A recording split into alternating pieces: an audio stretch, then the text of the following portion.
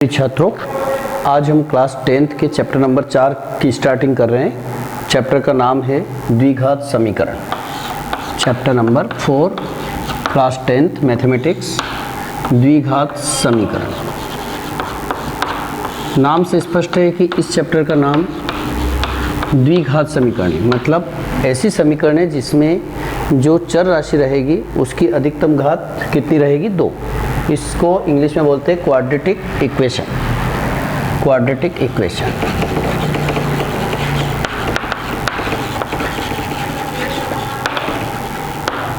तो आपने class 9th में 1 वेरिएबल इक्वेशंस पढ़े थे, यानी कि एक चर वाली रेखिक समीकरणें पढ़ी थी जिसको हम linear equation of the 1 variable बोलते थे। वो इस पैटर्न की होती थी ax plus b equals to 0, जहाँ a और b कोई भी रियल नंबर्स हो सकते थे, यानी कोई भी वास्तविक संख्या हो सकती थी, और जिसमें a का वैल्यू 0 नहीं हो सकता था और a का वैल्यू 0 नहीं होता था। ये था आपका रेखिक समीकरण एक चर वाला।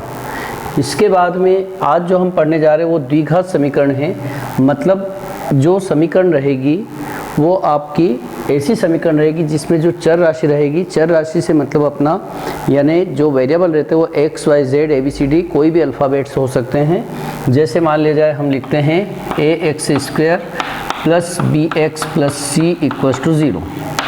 तो ये आपका द्विघात समीकरण का मानक रूप है, यानी कि standard form of the quadratic equation है, जिसमें a, b और c कोई भी रियल नंबर्स हो सकते हैं। a, b, c are any real numbers, कोई भी वास्तविक संख्या हो सकती है। वास्तविक संख्या 0 से लगा करके आपकी कोई भी पॉजिटिव या नेगेटिव हो सकती है। बट यहाँ पर आपका a का वैल्यू अगर 0 हो जाता है तो क्या होगा? x² के साथ अगर 0 होगा तो ये पूरा 0 हो जाएगा, और ऐसी स्थिति में ये जो समीकरण है वो आपकी फिर से एक चर वाली रेखिक समीकरण बन जाएगी। इसलिए इस मानक रूप में ये कंडीशन आवश्यक है कि a का वैल्यू 0 नहीं होना चाहिए। ठीक है, तो ये आपको मानक रूप भी याद होना चाहिए। ये वैसे तो आपने पढ़ा है द्विघात बहुपद। द्विघात बहुपद पढ़ते समय आपने देखा था कि द्विघात बहुपद हम किसको बोलते थे? ax² plus bx plus c। ये देखिए दोनों में क्या अंतर है? ये समीकरण है, मीन्स इसमें LHS और RHS और इक्वल का साइन है। ये आपका द्विघात बहुपद है, यानी कि क्वाड्रेटिक पॉलिनोमियल, जो हम चैप्टर नंबर 2 में पूरा अध्ययन कर चुके हैं। बड़ा अच्छा चैप्टर था। इसको जब सॉल्व करते थे तो इसके 2 आंसर आते थे, जिसको हम फैक्टर मेथड से भी सॉल्व करते थे। तो यहाँ पर भी आपको ये सभी बातें काफ़ी कुछ रिवीजन के बतौर मिलने वाली हैं। तो इसको जब सॉल्व करते थे तो इसके जो आंसर आते थे उसको हम ज़ीरोज़ बोला करते थे। ठीक है, यानी कि इसको हम शून्यक कहा करते थे। और ये जब समीकरण को हल करेंगे तो इसके भी 2 उत्तर आएंगे, और उसका जो सॉल्यूशन आएगा उसको हम मूल कहेंगे, यानी कि रूट्स कहेंगे। तो आपको ये होना चाहिए याद कि द्विघात समीकरण के अधिकतम कितने मूल होते हैं, तो आपको याद होना चाहिए 2। ठीक है, उसके बाद में अगर ये बहुपद हैं, द्विघात बहुपद, तो उसके मूल न बोल करके उनको हम ज़ीरोज़ या शून्यक कहते हैं। ओके, अब शून्यक को ज्ञात करने के आपके बहुत सारी मेथड्स हैं समीकरणों में, खास करके इसमें तो हमने एक फैक्टर मेथड ही पढ़ा था, बट इसमें there are 3 methods. Number 1 factorisation method, आपकी गुणनखंड विधि है। नंबर 2 आपको फार्मूला मेथड है, यानी द्विघाती सूत्र विधि, मतलब क्वाड्रेटिक फार्मूला मेथड, जो श्रीधराचार्य जी ने दिया था।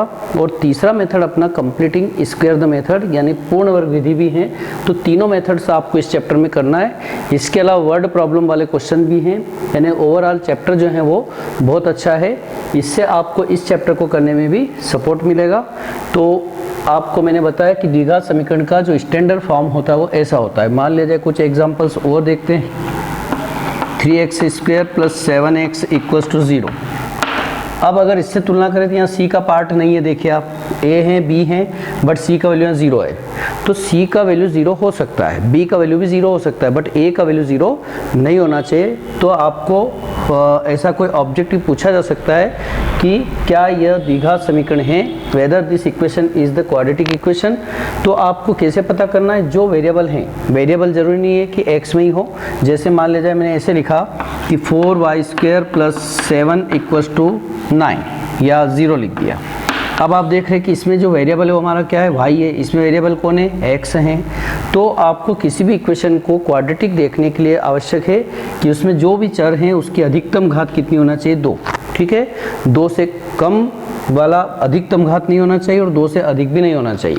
जैसे इसी को अगर मैं ऐसा लिख देता 4x³ + 4x = 0, तो यहाँ पर अधिकतम घात कितनी हो गई, 3, इसलिए आपकी क्वाड्रेटिक इक्वेशन नहीं है। ये क्वाड्रेटिक इक्वेशन इसलिए है कि जो चर राशि उसकी अधिकतम घात कितनी है, 2 है। ये चर राशि इसमें y है तो y की अधिकतम घात कितनी है, 2 है। बट इसी को हम अगर ऐसा लिख देते हैं कि y × y + 2 = 0, तो ऐसी पोजीशन में आपको इसको थोड़ा सिंप्लीफाई करना है, सरल रूप में बना करके, और फिर उसकी पावर्स को देखना है, घातों को देखना है। तो जैसे इसका इसमें मल्टीप्लाई करते हैं, y² + 2y = 0। अब अगर हम डिग्री ऑफ द वेरिएबल देखें, चर राशि की घात देखें अधिकतम, तो 2 है और इसलिए ये भी आपका क्या हुआ, एक क्वाड्रेटिक इक्वेशन हुआ। तो आपको पहली एक्सरसाइज जो है 4.1, उसमें पहला क्वेश्चन जो है यही लिखा है कि which of them are quadratic equation, बताए कि इसमें से द्विघात समीकरण कौन कौन सी हैं। ठीक है, उसको हम देखें। एक्सरसाइज 4.1 क्वेश्चन नंबर 1, इसमें लिखा है कि जांच कीजिए कि निम्नलिखित द्विघात समीकरण हैं। ठीक है, check whether of the equations are quadratic equation, बताए कि इसमें से द्विघात समीकरण कौन कौन सी हैं, ऐसा पूछा गया है। इसमें फर्स्ट क्वेश्चन हमें लिखा है x + 1 का होल स्क्वायर = 2 × x - 3 का x - 3। ठीक है, तो इसको चेक करने के लिए आपको क्या करना चाहिए, पहले हमेशा सिंपलेस्ट फॉर्म या यूँ कहें कि स्टैंडर्ड फॉर्म तक जाना। आपको ax² + bx + c फॉर्म जब तक नहीं आ जाए तब तक आपको इसको पहले से एज्यूम नहीं करना है कि ये आपकी द्विघात समीकरण है या नहीं। ठीक है, तो यहाँ पर हम लेके चलते हैं, होल स्क्वायर है, होल स्क्वायर को सॉल्व करते हैं। a² + b² + 2ab, सभी को याद है, a² + b² + 2 times of a and b = इसका भी मल्टीप्लाई कर लेते हैं, 2x - 6। इस प्रकार से हम देख रहे हैं x² + 1 + 2x = 2x - 6। उधर RHS में संभवतः 0 बना देना चाहिए, तो इन दोनों टर्म्स को इधर लाते हैं। तो सबसे पहले x² + 2x, ये 2x प्लस का है -2x, इसके बाद +1 और ये -6 है तो +6 हो जाएगा = 0। यानी इक्वेशन हो गया आपका x², ये कैंसिल हो गए यानी 0x बन गया देखा जाए तो, और +7 = 0। ये देखिए आपको एक स्टैंडर्ड फॉर्म प्राप्त हुआ। और स्टैंडर्ड फॉर्म आने के बाद आपको देखना है कि वेरिएबल जो भी हैं, जैसे x की इक्वेशन है तो क्या x की जो पावर है, डिग्री है, घात हैं, वो मैक्सिमम 2 हैं, निश्चित रूप से हैं। Therefore it is quadratic equation, इसलिए ये वर्ग समीकरण का या द्विघाती समीकरण है। ठीक है, therefore it is quadratic equation. ठीक है, तो इस प्रकार से आपको ये प्राप्त करना है कि ये द्विघाती समीकरण है या नहीं। दूसरा क्वेश्चन देखते हैं, इसका दूसरा पार्ट। सेकंड पार्ट में लिखा है कि x² - 2x = -2 and 3 - x। Okay, इसको भी आप पहले सिंपलेस्ट फॉर्म में चेंज कर लें। तो ये हुआ आपका x² - 2x = -6 - प्लस हो गया 2x, -+ 2x। ओके, सबसे पहले x² का टर्म लेना चाहिए, फिर -2x और ये प्लस का 2x -2x बन जाएगा, और -6x + 6x ओके +6। ठीक है, -6 जब LHS में रिप्लेस करेंगे तो वो +6 हो जाएगा।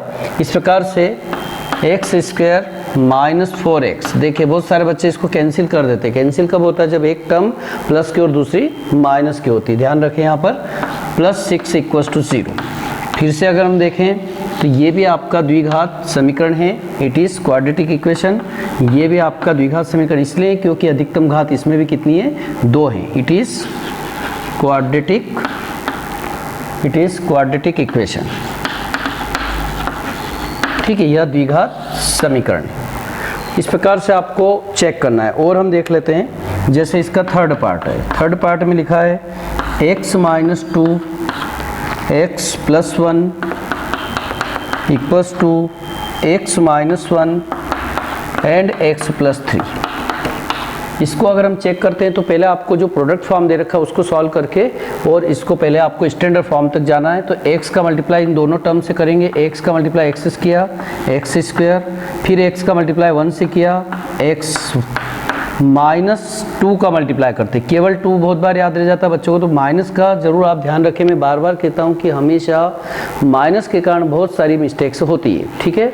तो -2 का अगर मल्टीप्लाई किया x से तो -2x कहेंगे, फिर -2 का ही +1 से करेंगे तो -2 इक्वल्स टू, इधर चलेंगे x का मल्टीप्लाई दोनों टर्म से करेंगे, x का x किया x स्क्वायर, फिर x का 3 से किया 3x -x एंड -3, ओके। इस प्रकार से x स्क्वायर से x स्क्वायर कैंसिल कर सकते हैं, आप डायरेक्ट भी कर सकते हैं। ये याद रखिए आपकी जब कभी इक्वल का साइन हो मीन्स इक्वेशन हो, और LHS और RHS में अगर दोनों साइन सेम है तो आप उन दोनों टर्म को कैंसिल कर सकते हैं, ओके। इसके बाद यहाँ देखिए हम तो x -2x से -x हुआ -2, इसको हम देख लेते हैं 3x -x हुआ 2x -3, 2x को जब इधर लाएंगे तो -x -2x इक्वल्स टू, चाहे तो इसको ही पहले लिख लें -2 और प्लस का 3। इस प्रकार हम देख रहे हैं कि -x और -2x ये बन गया आपका -3x और प्लस का 1 इक्वल्स टू 0।